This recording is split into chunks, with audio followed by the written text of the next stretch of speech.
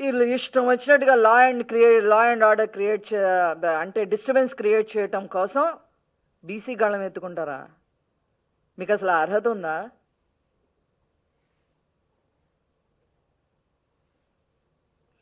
ఇట్లాంటి చిల్లర రాజకీయాలు వైసీపీని చెయ్యొద్దు అని హెచ్చరిస్తున్నాము. రాజకీయంగా, అభివృద్ధి పరంగా, సంక్షేమ పరంగా మమ్మల్ని ఎదుర్కోలేక ఈ చిల్లరి రాజకీయాలు చేస్తారా మీరు? ఇది ప్రజలు నమ్మే పరిస్థితుల్లో లేరు. ఇంకో రెండో విషయం నేను చెప్పడం మర్చిపోయా.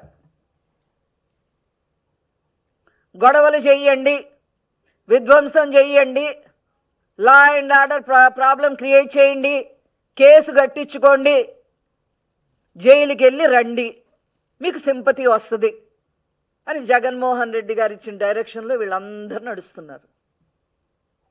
ఏం సింపతి వస్తుంది మీకు?